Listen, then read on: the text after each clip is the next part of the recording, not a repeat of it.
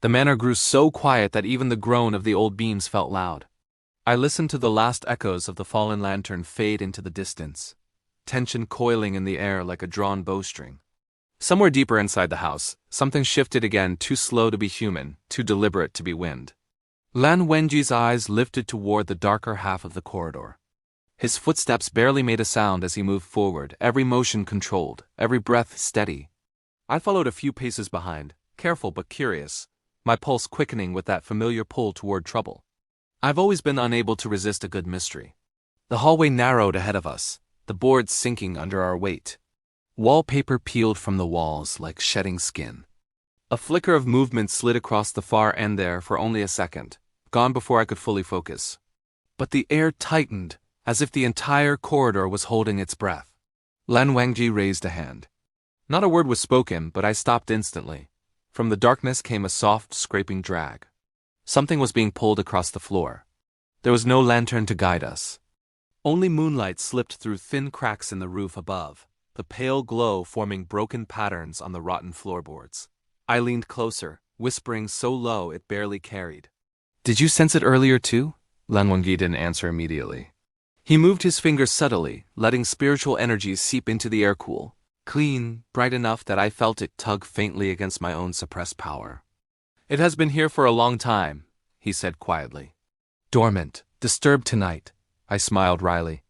"Well, I did just come back from the dead. Maybe it wanted to welcome me."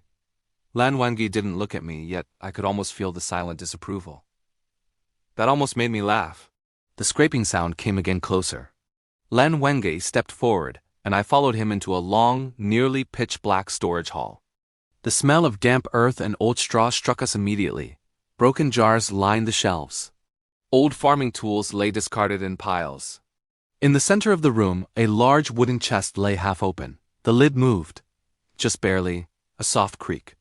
My hand hovered near the chest. I nudged it open with a slow push. Inside lay stacks of yellowed talisman paper, all burned at the edges. Some were twisted, some shredded, some scribbled with frantic strokes of ink. A faint pulse of spiritual residue clung to them, a mixture of fear and something far darker. "Wei Ying," Wangji said. I turned. The shadows behind the chest rippled.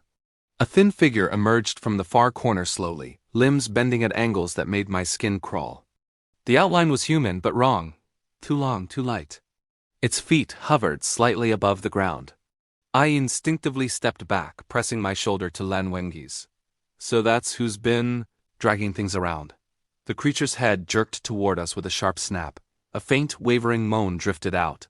Wangji lifted his hand, preparing to summon his spiritual energy. But the figure lunged first. It darted toward us with the frantic speed of something starving. I grabbed Wangji's sleeve and pulled him aside as the creature swept past, the cold wind of its motion brushing our faces. It hit the wall with a hollow thud, then twisted back, crawling in a spider-like bend that made my breath catch. "You know," I whispered, "I'm starting to miss the peaceful days of grave robbery." Wangji said nothing, but his sleeve brushed my wrist in a subtle signal stay close. The creature lunged again. Wangji met it midair, his palm glowing with spiritual light. The strike sent the spirit crashing into the floorboards, wood splintering under the impact.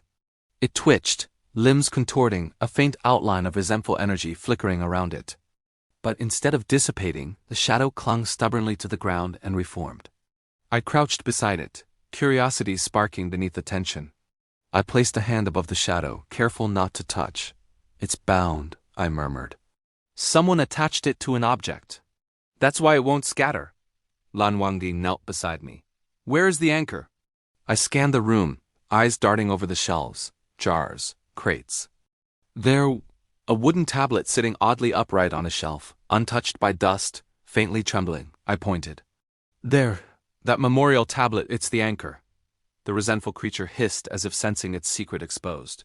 It crawled toward the tablet with frantic desperation, limbs clawing at the floor. Wangji's hand moved so quickly I barely saw it. A strip of spiritual light shot forward and pinned the creature to the ground like a stake of pure energy. I darted to the shelf and reached for the tablet. The moment my fingers closed around the wood, something crashed into my chest, memories not my own. A boy kneeling in the courtyard. A harsh voice shouting commands. A cold bowl of water thrown across a face. Footsteps walking away.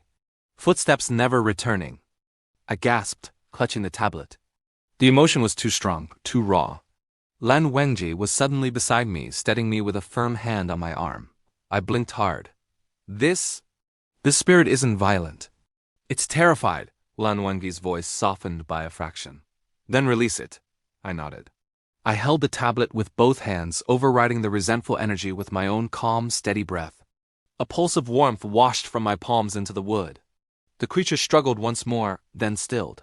A faint, sorrowful whisper passed through the room like a breeze. Then it was gone. The tablet cracked softly in my hands. I exhaled long and slow, letting the last echo slide away. Wangji didn't move until the atmosphere settled fully. I looked up at him with a tired smile. Well, that was an interesting welcome home. Wangji held my gaze for a long moment, his eyes unreadable. You should not exhaust yourself. Why? I teased lightly. Worried? Wangji didn't answer, but his silence said more than any words could. We walked back toward the corridor, lantern light flickering faintly in the distance. A murmur of voices echoed from deeper inside the manor of the Mo family, unaware of what had just occurred. I paused at the threshold. Lanzan, I said quietly, if there's one spirit here, there might be others. Wangji nodded once. There are, and they're not coming on their own. My smile faded. Someone was summoning them, someone in the manor. And they were getting stronger. Thanks for watching, and remember to subscribe for more chapters.